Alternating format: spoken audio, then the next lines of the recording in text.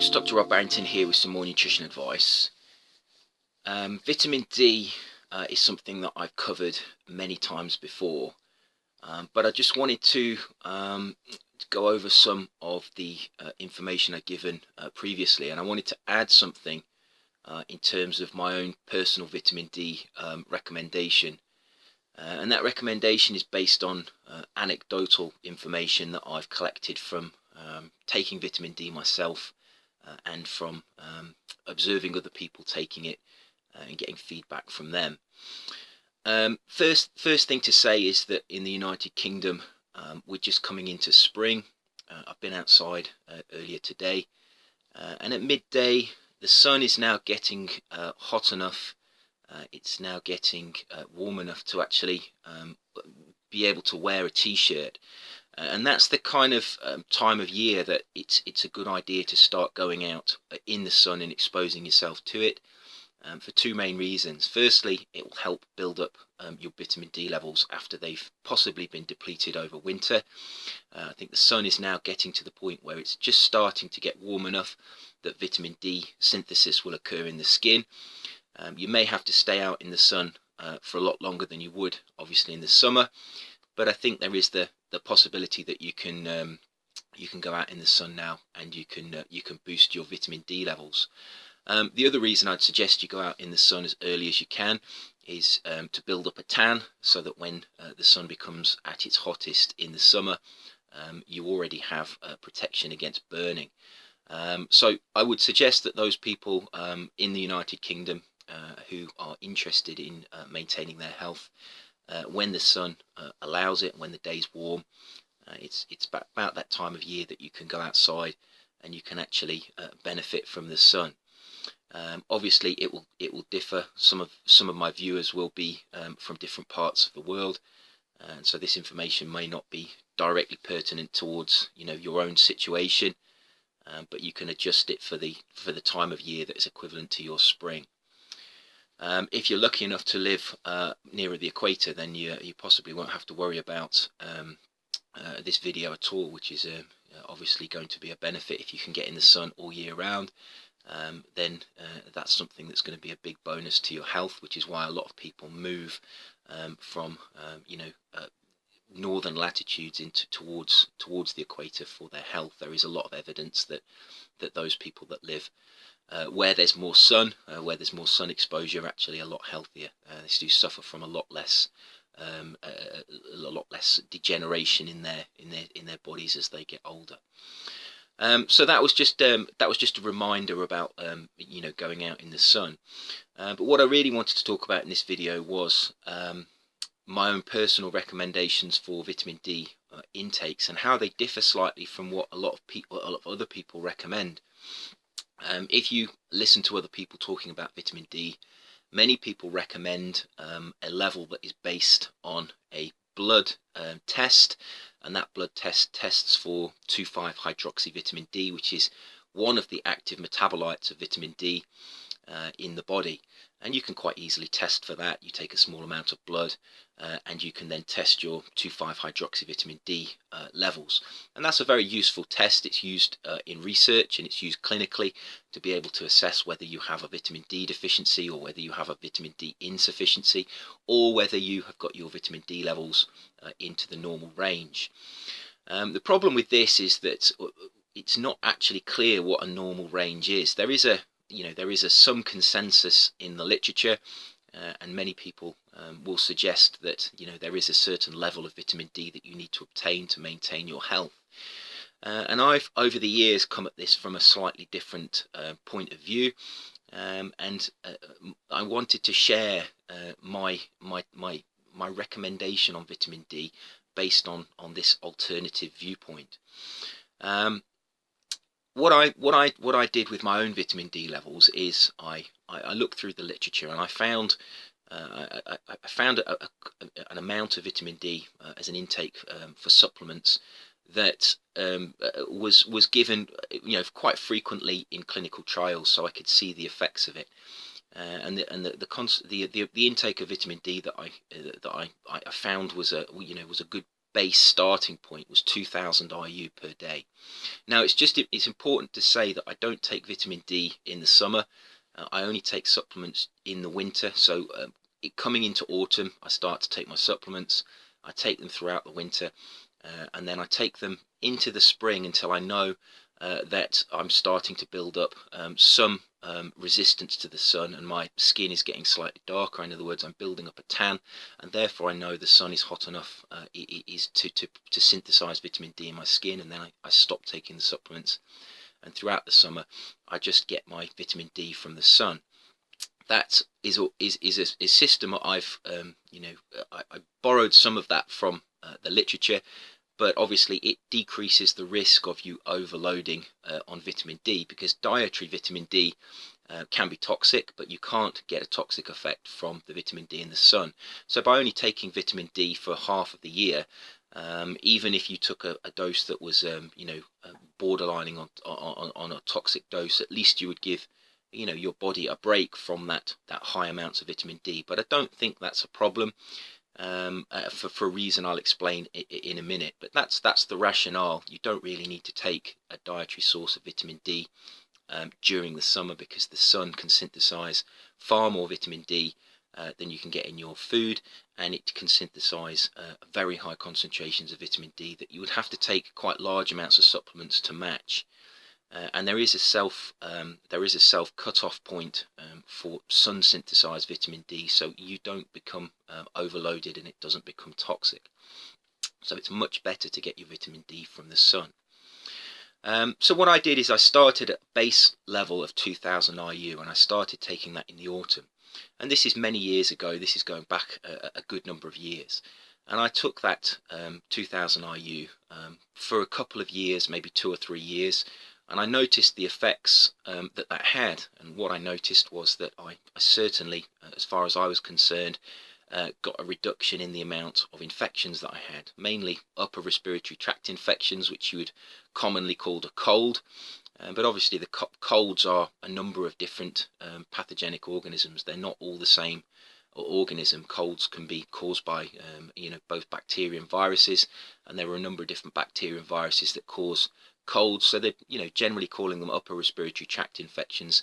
I noticed that there was I had a much lower infection rate.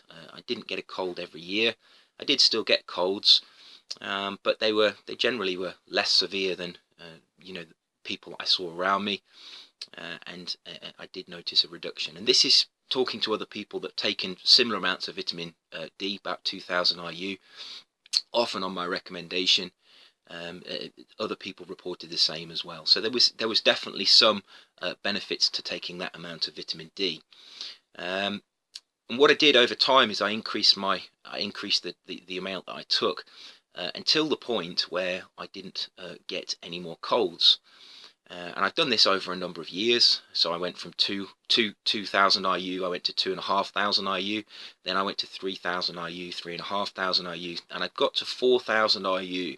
And I haven't had a cold now for possibly getting on for 3 years. So I've not had an upper respiratory tract infection.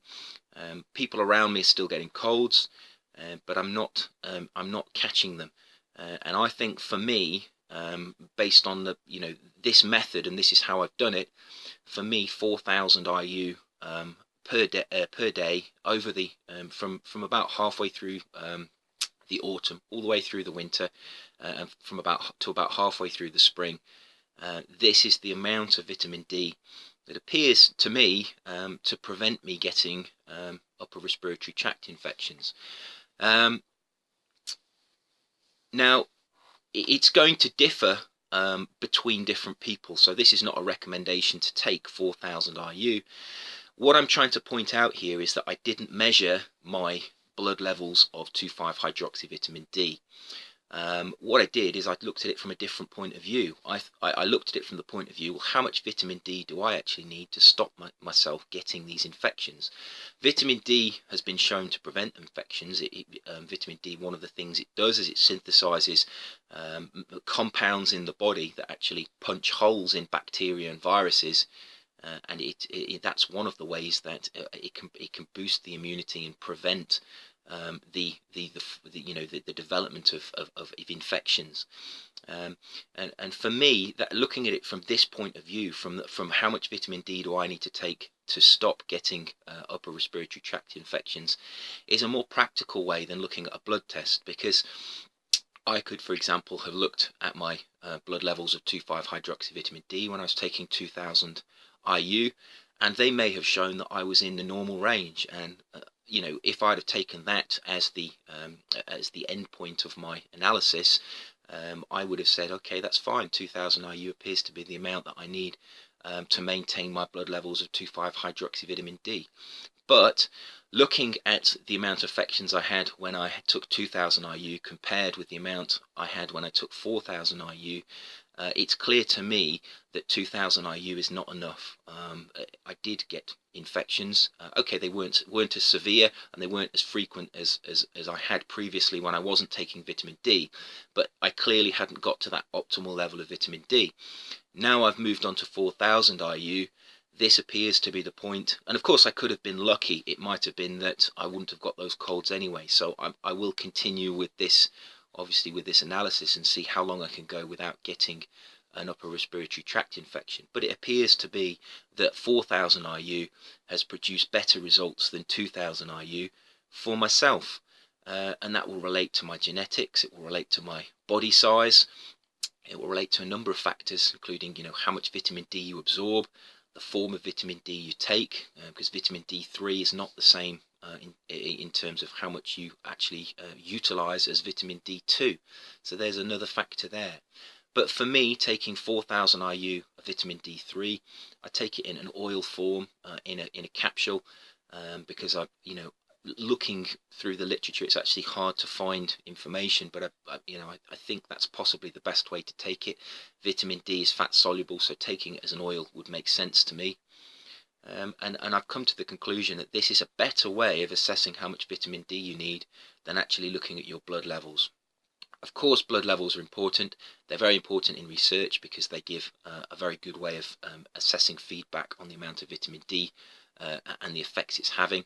And of course they're very important if you have low levels of vitamin D and you want to look for deficiencies or insufficiencies. But when you get into the normal range is a very large range to work with, and you can be anywhere within that range, all the way from the bottom of the range, which will be close to insufficiency, to the top of the range, which will be a toxicity. And where in that range do you want to be? And I think rather than looking at 2,5-hydroxyvitamin D levels as an endpoint, the endpoint really should be how much vitamin D do I need to take to stop myself catching these infections. So other people anecdotally have reported similar. I do know quite a few people that take around 2,000 IU of vitamin D. That seems to be a common amount to get buy a supplement to 2,000 IU. Take one tablet a day appears to be quite a common supplement. I actually take my supplement is from Lambert's, and it's 4,000 IU in a single tablet, and I just take one a day. I have no affiliation with Lambert's. I'm not recommending them particularly. There are probably other supplement companies that do a similar product. I just wanted to pass on that information so you can use it as and when you want. What I have noticed as well is that rather than developing colds, what quite often happens is you feel like you're going to get a cold. You get kind of a tingling sensation in your nose and your throat, like you feel like you're going to get a cold, but it just never develops. A day later it's gone, and you're back to normal. You don't get that development into an upper respiratory tract infection, which to me suggests that the vitamin D is having an effect. Now obviously, I look after my diet. I try and eat healthily. I exercise. So there are other factors at play here as well. I do take a multivitamin. I take other supplements as well. But it's taking the vitamin D that I've noticed the biggest effect. I think clearly there was a big reduction in the amount of colds and the severity of the colds when I took 2,000 IU, and moving that up to 4,000. I think I've got to the point now where I'm not creating a toxicity, but I am providing a benefit against mitigate against upper respiratory tract infections. So I will develop this. I'm gonna try and get my blood levels of 2,5-hydroxyvitamin D levels measured, and I will report on those as well. And then I will let you know, what kind of levels you can obtain with this kind of supplementation. But this is just for information purposes only. It's just the levels that I take. It's not a recommendation for you to take these amounts of vitamin D. That will depend, of course, on your body size, on your genetics, on how much you absorb, and what are the foods you take. So there are many factors to consider. But this is something that this is an alternative way of assessing the amount of vitamin D you need, and it's one that I've not often seen reported. Most people report the requirement based on 2,5-hydroxyvitamin D levels, and I think that's interesting. But really, the end point for vitamin D supplementation should be the benefits that you get. And as vitamin D is there to boost the immune system, that's one of its functions. Having that as the end point of your nutritional intake to assess the amount you require, I think is a much better way of looking at this. So I hope you found that interesting. As always, eat well, stay healthy, and protect yourself, and I will see you soon for another video. Take care.